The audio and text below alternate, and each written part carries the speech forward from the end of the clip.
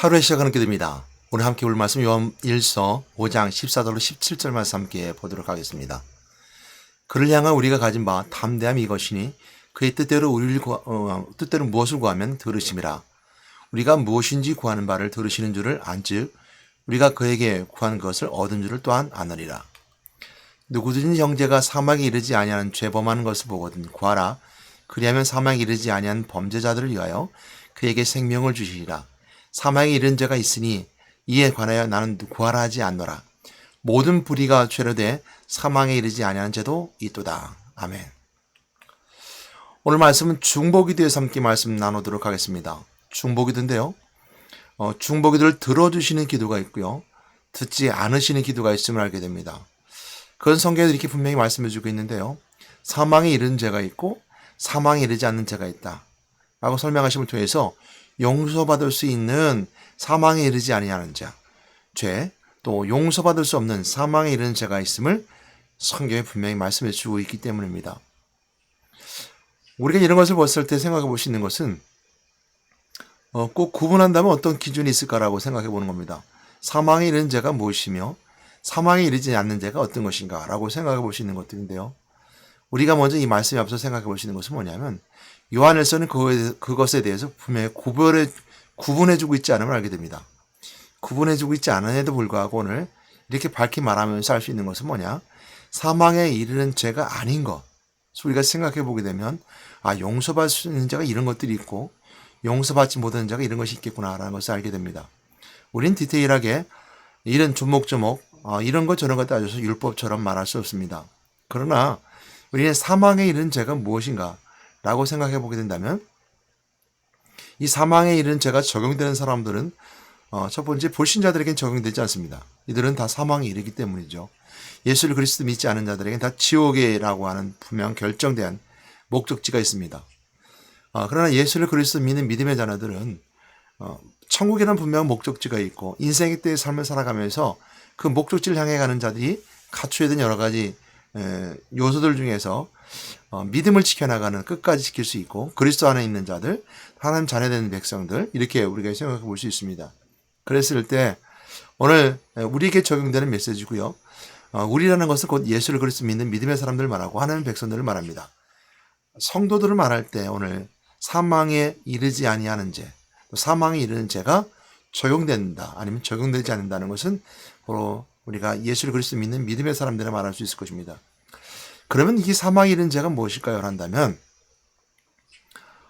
제대로 그 목적지를 향하지 않는 자들 아니면 목적지를 향하기 위해서 분명히 믿어야 되는데 믿음의 대상이 바르지 않은 자들 불신자들과 별반 다르지 않다면 이들은 아마 사망에 이르는 죄 있지 않나 자들인가라고 생각해 보게 됩니다.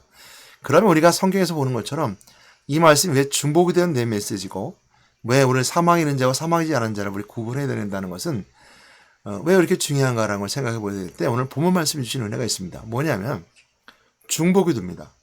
중보기도를 할 때 우리가 누군가를 구원시킬 수 있는 능력이 우리에게는 없습니다. 그렇죠? 오직 구원은 예수 그리스도 뿐입니다. 하나님만 하실 수 있는 전적인 하나님 주권 속에 있습니다. 그래서 이 사람은 구원받은 하나님의 공의로움으로 구원받을 수 있는 사람이냐? 하나님의 공의는 절대적 하나님의 선택적 선택적 주권에 있습니다. 이게 무슨 얘기냐면 선택적 절대적 주권이라는 것은 뭐냐? 우리가 이제 구약을 보게 되면 에서가 야곱이 있는데 에서와 야곱 가운데 에서는 장자의 명분을 팝니다. 그럼 야곱은 장자가 아님에도 불구하고 장제권을 사고 또 혈육의 관계가 아닌 하나님께서는 에서가 아닌 야곱을 선택하셔서 야곱으로 하여금 약속의 백성의 계보를 잇게 하죠. 또한 요셉이라고 하는 그 애굽에 들어가게 되는 그 모든 과정을 준비한 요셉이 있었음에도 불구하고 하나님은 유다라는 자손을 통해서 그리스도에게 오게는 그래서 그리스도는 하나님의 공의의 완성입니다. 하나님의 의로움은 완성인데요. 그 의로움을 결정하는 과정은 그리스도가 오시는 과정은 어떤 혈육의 관계나 사람의 논리나 이론에 윤리 도덕이 있지 아니하고 하나님을 선택하신다는 겁니다. 하나님 택하신다는 겁니다. 그래서 그 택함의 기준은 구약에서는 약속이죠. 약속의 백성으로서 조건이 맞는 자들을 하나님 택하시죠. 그래서 하나님의 절대적 주권은 독재자들이 갖고 있는 비윤리적이고 비도덕적인 내용들이 아닌, 하나님은 인간을 전적인 인격적인 만남을 통해서 분명히 결정하지만, 또한 비윤리적이고 비도덕적이라 하더라도 하나님의 계획하심 속에 들어가 있는 약속의 자녀는 하나님 선택하신다는 겁니다.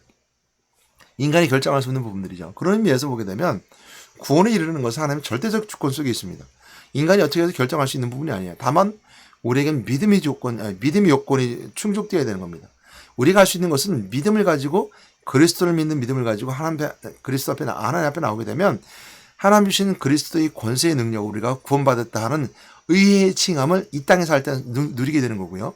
천국 가서 우리가 그 은혜 가운데 나누게 되는 겁니다. 그럼을 통해서 우리가 볼 수 있는 것은, 우리가 중보기도, 기도를 통해 누군가를 구원할 수는 없습니다. 그러나 구원으로 인도할 수 있는, 그리고 회개할 수 있는 은혜를 우리가 기도를 통해서 바꿀 수 있습니다.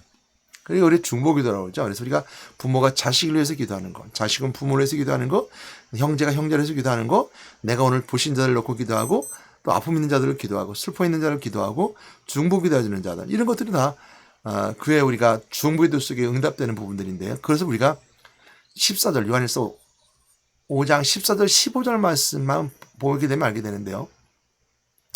14절 말씀부터 보게 되면 이렇게 말씀하고 있습니다. 자, 한번 볼까요? 그를 향하여 우리가 가진 바 담대함 이것이니, 그의 뜻대로 무엇을 구하면 들으심이라. 우리가 무엇인지 구하는 바를 들으시는 줄을 안즉 우리가 그에게 구한 것, 그것을 얻은 줄을 또한 아느니라. 14절 15절만 말씀만 보면 우리가 구하는 것이 무엇이든지 듣는다, 들으시는 것을 또한 얻은 줄을 믿으라, 알아라 라고 말씀하고 있는데요. 여기 보면 구하는 건, 구하면, 구하는 바, 구하는 것을 얻은 줄, 이런 것처럼 구하는 것에 포커스가 맞춰져 있으면 알게 됩니다. 그래서 이 말씀은 어떤 목적을 두고 하고 목적을 두고 우리에게 주신 메시지인데요. 그 목적은 어디에 있냐면 16절 말씀, 17절 말씀이 그걸 우리에게 분명히 해주고 있습니다. 그러니까 우리 14절, 15절 말씀만 보면, 이 말씀만 똑 떨어져서 말씀하면 거기다 우리가 구하는 이제 소망을 구하고 은혜를 구하는 여러 가지 것을 포커스를 여러 가지 맞춰서 대입해 볼 수 있죠. 그러나 오늘 14절, 15절 말씀, 16절 말씀 읽음 통해서 구하라고 하는 이 단어를 통해서 쭉 흐르는 내용 속에서, 이건 중보기도라는 것을 알게 됩니다. 우리가 중보기도 할 때, 그를 향해 우리가 가진 바 담대함이 이것이니 그의 뜻대로 무엇을 구하면 들으심이라. 그러니까 우리가 중보기도 할 때 첫 번째 가져야 될 것은 뭐냐면 그의 뜻대로 구하시는 것이고요. 15절 말씀에 보면 우리가 무엇이 구하는 바를 들으신 줄 안즉 우리가 그에게 구하는 그것을 얻은 줄 또한 아니라. 우리가 중보기도 할 때 가져야 될 자세입니다. 우리가 무엇을 구하는지 들으신 바를 알고 구한 그것을 얻은 줄을 또 안다라고 말씀하시면서 말씀하고 있는데, 이것을 왜 우리가 오늘 제가 여러분들 왜 중보기도냐라고 말하는 것은 16절 말씀이 그걸 대변해 주고 있습니다. 누구든지 형제가 사망에 이르지 않은 채 범한 그것을 보거든 구하라. 형제에게 구하라는 건데, 형제를 위해서 구하는데요. 사망에 이르지 아니하는 죄 범하는 것을 보거든. 그러니까 우리 죄는 죄인데요. 사망에 이르지 않은 죄가 있대요. 그리하면 사망에 이르지 아니하는 범죄자들을 위하여 그에게 생명을 주시리라. 사망에 이르는 죄가 있으니 이에 관하여 나는 구하라 하지 아니하노라. 그러니까 구할 수 없는 것이 있는데, 그게 뭐냐면 사망에 이르는 죄예요. 그러니까 모든 불의가 죄로 돼 사망에 이르지 않은 죄도 있도다 라고 말씀을 통해서, 구하라, 나는 구하라고 원하지 않는다, 구하라지 않는다 라는 말씀을 통해서, 지금 중보기도자가 중보기도를 할 때 구하는 것과 구하지 않는 것이 있는데, 구하는 것은, 구할 수 있는 것은 사망에 이르지 아니하는 죄, 그리고 구할 수 없는 것은 사망에 이르는 죄라고 말합니다. 서두에 말씀드렸던 것처럼 이거에 대해서 신학자들은 이렇게 생각하기도 합니다. 이것을 꼭 구분해야 될 것인가? 또 한 번 더 생각해 볼 수 있는 것은, 구분했다면 디테일하게 어느 부분까지가 우리가 사망에 이르는 죄고 어디까지가 사망에 이르지 않은 죄인가라고 우리가 생각해 볼 수 있고 연구해 볼 수 있잖아요. 어떤 분들은 이것은 무의미하다고 생각합니다. 이게 무슨 의미가 있을까? 사망에 이르는 죄, 사망에 이르지 않은 죄가 무슨 죄가 있을까? 또한 사망에 이르는 죄에 대해서 우리가 구체적으로 말했을 때 그것이 우리가 성도들이 무슨 의미가 있을까라고 말합니다. 우리가 그렇게 얘기하는 것은 성도들에게 있어서는 성도와 불신자의 관계 속에서 불신자들은 사망에 이르는 죄에 있습니다. 이거 그 권면할 필요는 없죠. 그러나 성도들에게 이것을 말함을 통해서 그 유익이 없다라는 표현을 쓰는 신학자들도 있습니다. 그러나 저는 오늘 말씀 드릴게요. 중보기도자의 입장에서 우리가 중보기도할 때 무엇은 되고 무엇은 되지 않을 수 있을까? 라고 우리가 생각해 볼 수 있다는 거. 그리고 중보기도자에게 하나님의 절대 주권 속에 있지 않고 우리가 구하는 것을 통해서 어디까지 우리가 구할 수 있을까? 또 어디까지 우리가 말할 수 있을까라고 그러니까 중보기도자 입장에서 생각해 보게 된다면 오늘 서두의 14절 말씀 속에 말씀하셨던 것처럼 우리가 그를 향하여 그리스도를 향하여 아니 하나님을 향하여 우리가 가진 담대함은 이것이래요. 용기를 가지라는 거예요. 어디까지? 우리가 사망에 이르는 죄에 끌려가는 자들을 위해서 거기까지도 구할 수 있어요. 근데 구하지 말래요. 그건 필요 없다는. 그러니까 성령이 그것은 이제 사망에 이르는 것이기 때문에 구하지 말래요. 구하지 원하지 않는데요. 그러나 우리가 담대함을 가져라는 겁니다. 왜? 그의 뜻대로 구하는 것은 두른 줄 안 돼요. 들으신 밤이라. 이렇게 요한일서 5장 14절 말씀해 주고 있죠. 근데 우리가 이것에 대해 생각해 볼 때 여러 가지 생각해 볼 수 있지만 저는 이렇게 말씀드리고 싶습니다. 여러분 중보기도 속에서 모든 걸 다 기도할 수 있어요. 구할 수 있어요.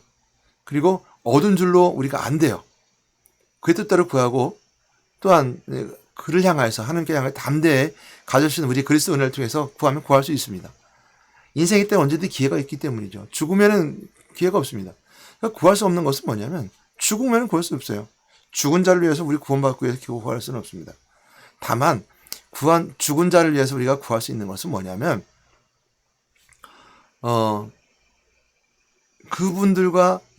그분들이 가지고 있었던 그들의 신앙을 통해서 우리가 천국에서 만나기를 소망하는 것. 또한 그들의 신앙을 본받기를 원하는 이런 모습들을 우리가 구할 수 있는 부분이지 죽은 자가 불신앙자였기 때문에 죽었는데 구원받게 해달라고 이거는 불가능하다는 거죠. 그러니까 우리가 이제 이런 것을 우리가 무속인들이 있어서는 무속인들은 이렇게 죽은 자를 본인들이 받고 싶다고 생각해요.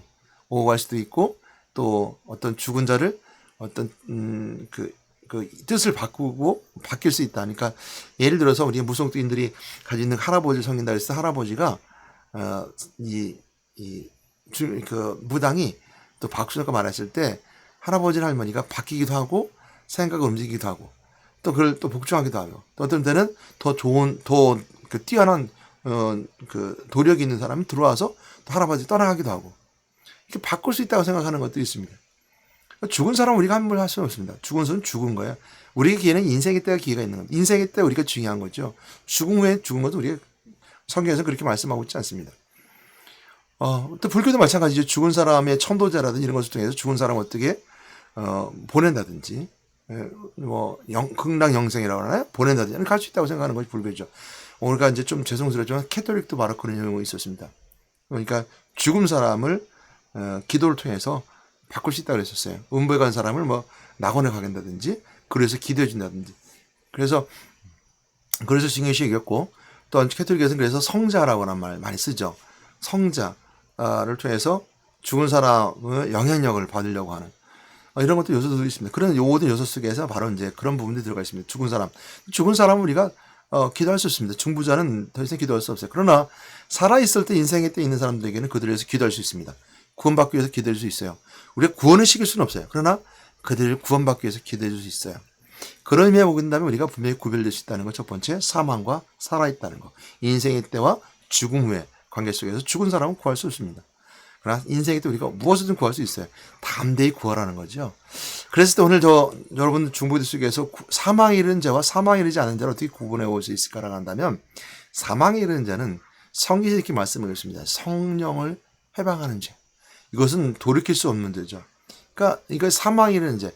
모든 불의가 저래도 사망에 이르지 않은 죄가 있도다라는 말씀처럼 그 사망에 이르지 않은 죄가 있는데 사망에 이르는 죄는 용서받을 수 없는데 용서받을 수 없는 죄가 곧 사망에 이르는 죄입니다. 그러니까 성경에서 용서받을 수 없는 죄를 뭐라고 말씀하시는가 하는 걸 보게 되면 그 나머지 생각해 볼 수 있죠. 그러니까 그 구분해 될 필요성은 없지만 우리 뚜렷이 구분해 본다면 사망에 이른 죄, 용서받을 수 없는 죄를 구분해 본다면 용서받을 수 있는 죄를 우리가 생각하고 알 수 있겠죠. 첫 번째, 그래서 우리가 다 알 수는 없지만 용서받을 수 없는 죄가 무엇인가라고 생각해 봅니다. 그건 첫 번째, 두 번째 아니라 한 가지입니다. 그건 뭐냐면 성령 모독죄예요. 성경은 성령을 모독한 것은 용서받을 수 없는 죄라고 설명해 주고 있습니다. 마태복음 12장 31절 32절 말씀하고요. 마가복음 3장 28절 29절 말씀에 이렇게 말씀해 주고 있습니다. 이제 그러면서 그 말씀 속에 있는 내용이 뭐냐면요. 성령 해방죄에 대해 설명해 주고 있거든요. 이제 그 말씀이 나오게 된 건 뭐냐면 예수님은 이제 귀신이라고 칭해요. 왜냐하면 예수님께 뭐 귀신 들린 자를 쫓아내게 되고 막 질병을 치유하니까 거기 있었던 유대인들이나 많은 사람들이 말하기를 저 예수가 바알세불에 힘입어서 귀신을 내쫓는다. 그래서 오히려 예수님을 귀신의 왕으로 칭해요. 그걸 뭐라고 하냐면 그것에 대해서 예수님께서 말씀하시면 그 말씀하세요. 마가복음 3장과 마태복음 12장 말씀을 보게 되면 마가복음 3장 28절 29절 말씀을 보고 이렇게 말씀하셨습니다. 내가 진실로 너희에게 이르노니 사람의 모든 죄와 모든 모독한 일을 사하시는 어때? 누구든지 성령을 모독하는 자는 영원히 사하심을 얻지 못하고 영원한 죄가 되느니라 하시니 성령 모독죄죠. 두 번째 볼 수 있는 것은 마태복음도 똑같은 것인데요. 예수를 귀신 들렸다 말했던 그 마가복음처럼 마태복음 12장에서도 마찬가지로 예수님 귀신의 왕 바알세불에 힘입었다고 말하면서 이렇게 말해요. 그러므로 내가 너에게 이르노니 사람에 대한 모든 죄와 모독은 사하심 어때? 성령을 모독하는 것은 사하심 얻지 못하겠고 또 누구든지 말로 인자를 거역하면 사하심 어때? 누구든지 말로 성령을 거역하면 이 세상과 오는 세상에서도 사하심 얻지 못하리라. 이렇게 말씀하고 있습니다. 그러니까 성령 모독이라는 것은 예수 그리스도를 인정하지 않는 것일 뿐만 아니라 오히려 귀신의 왕이라고 말하고 귀신이 들렸다라고 말하면서 성령을 모독하는 겁니다. 그런 이제 누가복음에서는 조금 다른 누가복음 12장 8절 10절 말씀을 보게 되면요. 조금 다른 말씀 그 마태복음과 마가복음과의 그 앞뒤 전후에 그 맥락이 있지 않고 전혀 다른 맥락에서 말하고 있는데 다른 문맥에서 이제 말씀이 이렇게 들어오게 되는데요. 그것은 이제 이렇게 말씀하죠. 누가복음 12장 8절 10절 말씀이죠. 내가 또한 너에게 말하는 누구니 사람 앞에서 나를 시인하면 인자도 하나님의 사자들 앞에서 그를 시인할 것이요 사람 앞에서 나를 부인하는 자는 하나님의 사자들 앞에서 부인을 당하리라.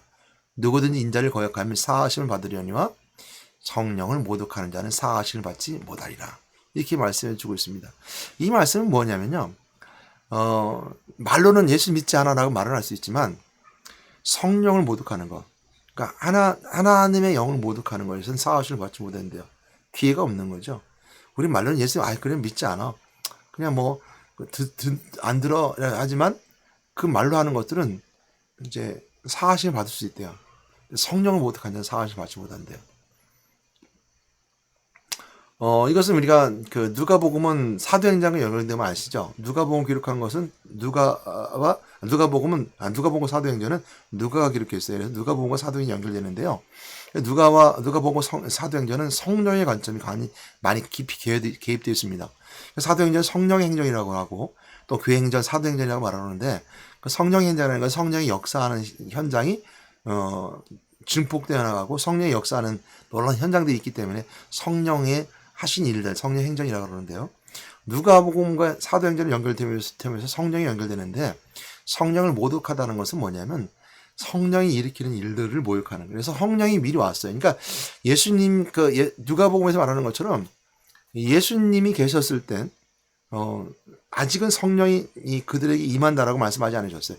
그러니까 예수님 시대는 예수님 말씀으로 우리에게 오셨고 예수님께서 오셨고 오늘날 우리가 말씀 우리가 동일하게 존재하지만 예수님이 그때 당시 오셨을 때 예수님을 부인할 수 있죠. 그러나 예수님 보낸 다음에 성령이 오셨을 때는 그 성령을 부인한다라는 것으로 연결될 수 있습니다. 그러니까 성령이 와서 역사하는 현장이 있고 성령이 오심을 통해서 이제 그 마지막 때의 그 심판대 앞을 가게 되는 그 중요한 시기.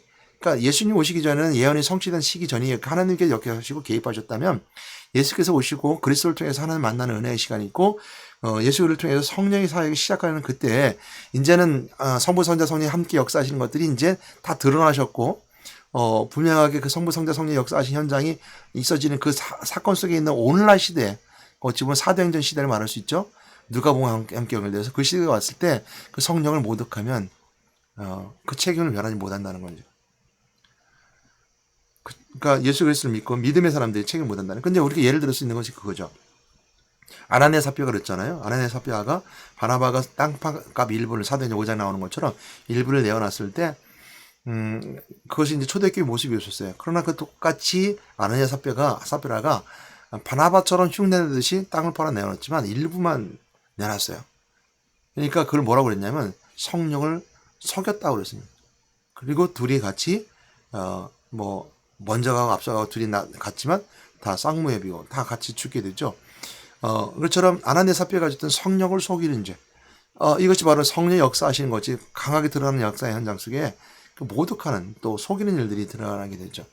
그래서 누가복음 말씀은 성령과 연결되면서 그 말씀을 하고 있고요. 그래서 성령 모독과 함께 인자의 누구든지 말로 인자를 거역하면 말은 얼마나 할 수 있지만 성령 시대가 와서 성령 역사하실 때 성령 역사하시는 그 시대가 와서 마심판대 앞에 가게 되는 그 시간이 왔는데도 불구하고 성령의 역사하심을 인정하지 않고 부정하면 방법이 없다는 겁니다. 이것은 우리가 다른 말로 말하면 성도들에게 말하는 것들인데요. 뭐 아까 처음 말씀드렸던 것처럼 이 불신자들에게는 사망의 길을 걸어가니까 의미가 없습니다. 다 사망의 길을 가니까 사망에 있는 자예요. 용서받을 수 없는 죄입니다. 사망에 이르는 죄고요. 그러나 이제 사망에 이르는 죄와 사망에 이르는 죄가 적용되는 것은 우리죠. 오늘날 예수 그리스도 믿는 자들이죠. 그래서 그 자를 히브리서에서 잘 설명해주고 있는데 어떤 자들인가라고 말한다면 히브리서 10장 26절 31절 말씀 가운데 보게 되면 그 말씀을 잘 설명해주고 있어요. 근데 이제 그 설명하는데 그 특별히 29절 말씀 한번 보게 되면요. 29절 말씀을 잘 설명해주고 있는데 하물며 이렇게 히브리서 10장 29절 말씀 하물며 하나님 아들을 짓밟고 자기를 거룩하게 한 언약의 피를 부정한 것으로 여기고 은혜의 성령을 욕되게 하는 자가 당연히 받을 형벌은 얼마나 더 무섭겠느냐 연애 생각하라는 말씀을 통해서 언약의 피를 부정하고 은혜의 성령을 욕되게 하는 자가 형벌이 크다는 것, 더 무겁다는 걸 말합니다. 이것이 바로 성령을 욕되게 하는 자를 말하고 있고요. 이것은 아들을 짓밟고 자기를 거룩하게 하면 언약의 피를 부정하는 것이래요. 그러니까 그리스도를 짓밟고 언약의 피를 부정하는 것.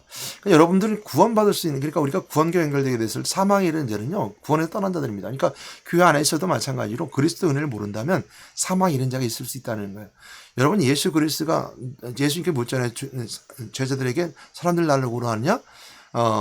마태복음 16장 말씀하는 것처럼 사람들이 에레미야나 엘리야나 선자 중에 하나는 아니다. 그건 중요하지 않죠. 그럼 너희들 나를 누구로 하냐? 제자들에게 물었던 거예요. 그러니까 우리가 세상 사람 불신자들에게 물었다면 예수가 누구냐 묻는다면 아까 말씀드린 것처럼 귀신의 왕이다. 바알십의 힘으로 귀신을 쫓아낸다. 저거는 예수님께서 이제 자기 고향을 나사렛에 갔을 때 뭐랬습니까? 저거는 요셉의 아들이 아니냐? 이렇게 목수 아니냐라고 했다고 사람 물을 수 있고요. 아니면 그 얘기를 좀 옛날에 있었던 세례 요한처럼 예비된 자 선자구나. 엘리야처럼 기적을 일으키는구나. 예레미야처럼 민족주의자가 생각할 수 있죠. 그럼 중요하지 않아요. 그건 세상 사람을 바라보는 관점이죠. 우리에게 묻는 거예요. 제자들에게 묻습니다. 너희들 나고로 하냐? 베드로가 고백하 주는 그리스도시요 살아계신 하나님의 아들이십니다. 그러니까 이 그리스도가 분명히 고백되어야 되고 우리가 분명히 알아야 되는데 그거 아니야 이거죠. 그러니까 그리스도는 하나님 만나는 거예요. 그러니까 예수 그리스도 통해 하나님 만나는 것이고 그 하나님 만날 수밖에 없었던 것은 뭐냐면 우리가 하나님을 떠났기 때문에 하나님 떠난 이유가 뭐냐? 창세기 3장 사건에서 설명하고 있는 것처럼 인간이 하나님께 약속하신 선악과를 따먹음을 통해서 하나님과 약속을 어기게 되고 결국 에덴동에 쫓겨나게 된 인간의 존재는 그 하나님과 떠난 그 약속의 관계가 깨졌기 때문에 신뢰가 깨진 자로서 우리가 인생의 삶을 살아가고 결국 마귀에 포잡힌 자가 되어서 마귀가 억지로 된 신뢰 속에 살아갑니다. 억지로 만들어진 세상 속에 살아가죠. 그랬을 때 우리가 예수 그리스도 통해서 하나님께서는 만나기로 약속하셨고 하나님 인간이 몸이 있기 때문에 통해서 우리가 만나기로 약속하신 그리스도를 통해서 만나주심을 통해서 약속이 회복되는 거죠. 그래서 하나님 만나는 것이 바로 그리스도 통해 만나는 것이고 그 하나님 만남을 통해서 우리가 약속의 죄가 용서받게 되며 그 용서받게 되는 그 증표로서 예수 그리스도가 십자가 못 박혀 죽으심을 통해 우리 모든 걸 다 사하시는 그 십자가의 길을 걸어가심을 통해서 우리가 모든 죄의 용서를 완성하셨고 십자가 죽으시고 부활하심을 통해서 만왕왕심을 선포하셨습니다. 그리고 누구든지 예수 그리스도 믿는 자마다 부활하신 그리스도와 함께 부활할 수 있음을 우리가 선포해 주셨고 사망의 권세자 먼저 사망을 깨뜨리고 부활하신 새로운 생명의 삶을 살아갑시다고 우리가 분명히 말씀하심을 통해서 죽은 삶이 아니라 생명의 삶을 살아감을 통해서 이 땅에서 우리가 삶을 살아갈 때 삶이 변화되어 삶을 살아가는 겁니다. 예수 믿는 삶이 변화되어야 돼요. 그것이 부활을 믿는 자들이 주시는 은혜예요. 예수 믿는 자들 삶이 변하지 않았다. 예수의 과거의 삶을 그대로 삶을 살아간다. 똑같은 거예요. 그리스도를 밝게 알지 못함을 통해서 그리스도를 십자가에 다시 한번 못 박은 자요, 언약의 피를 부정한 자요, 또한 아들의 이름을 짓밟은 자예요. 그래서 은혜의 성령을 욕되게 한 자라고 했습니다. 형벌이 크다고 했어요. 그러니까 사망에 이르는 죄가 바로 그곳에 있게 됩니다. 그래서 성경을 이렇게 말씀하고 있는 것처럼 그 말씀을 우리가 설명해 주고 있어요. 히브리서 6장 4절 8절 말씀에 우리가 주신 메시지인데요. 이 말씀은 우리가 주신 메시지예요.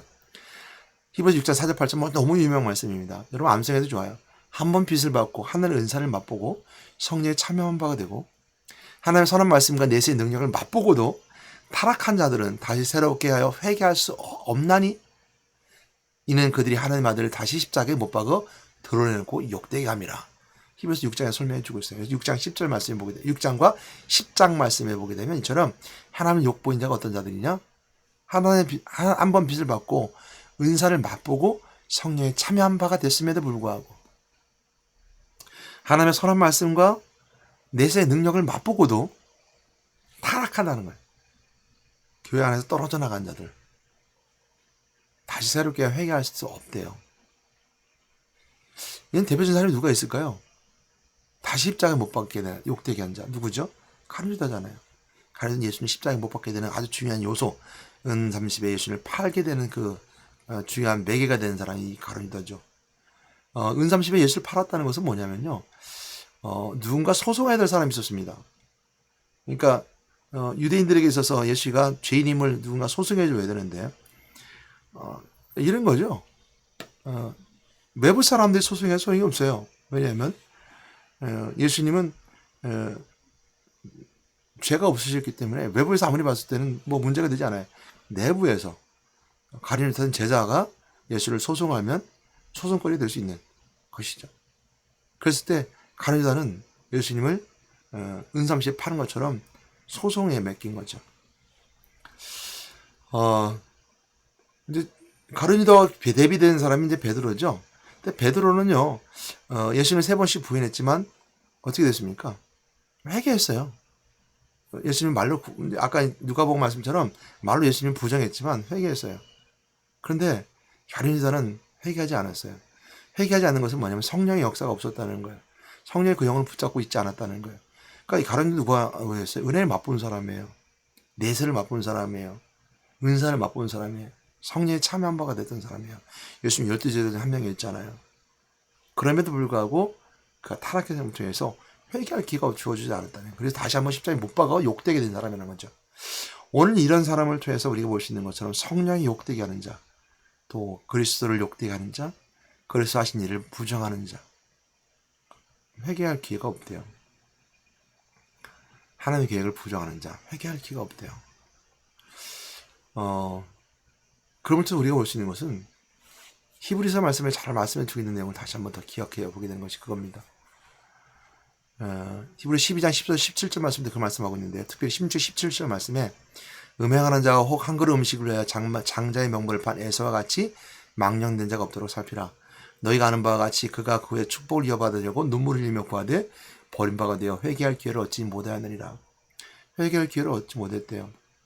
여러분, 에서와 야곱을 통해 볼 수 있는 것은 무엇일까요? 오늘 에서와 같이 장자의 명분을 판 에서와 같이 망령된 자가 되지 말아라. 살피라는 것은 우리가 동일하게 적용된 메시지인데요.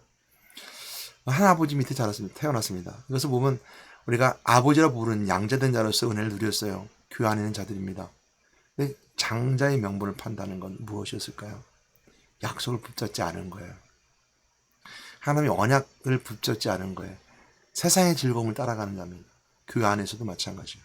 주를 예배드리지 않고 세상의 것을 따라가는 자, 기도하지 아니하고 세상의 생각으로 가득 찬 자, 성령의 역사심에 의지하지 아니하고 내 것을 내 주관대로 하려는 자. 에서는 성경이 말씀하기를 그렇게 부모가 싫어했던 가나안 여인들을 아내를 맞이하게 됩니다. 야곱은 믿음의 사람을 얻으려고 여선전 라반의 집을 가게 되지만 우여곡절이 많았어요. 풍파가 많았어요.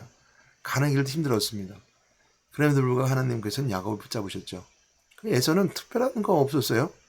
그가 장자의 명분을 팔았다고 하지만 나중에 야곱이 돌아올 때 보게 되면요, 에사가 그렇게 가난하게 살지 않았어요. 부자였어요. 물론 이제 야곱이 더 부자였겠지만 에서가 부만큼 살지 않았어요. 성경이 그렇게 말씀해주고 있습니다. 어찌 보면 야곱처럼 힘들고 어려운 길을 갔지만 하나님께서는 그를 택하셨고, 그를 택하셨던 이유는 뭐냐면 장자의 소중함을 알았던 것이고 하나님의 약속을 소중히 여겼던 거예요. 신앙생활 한다고 해서 여러분 신앙생활을 통해서 예수 믿음을 통해서 부자 가난하다면 예수도 부자게 살았어요. 근데 야곱은 나중에 더 큰 부자가 되었죠. 어떤 때 환난 어려움을 이기는 다음에. 뭐 그걸 떠나서 오늘 야곱은 장자의 명분을 붙잡고 그를 얻으려고 노력했습니다. 차자임에도 불구하고. 이게 하나님께서 선택된 절대적 주권의 선택 속에 이루어진 그 하나님 약속에 선택하는 과정입니다.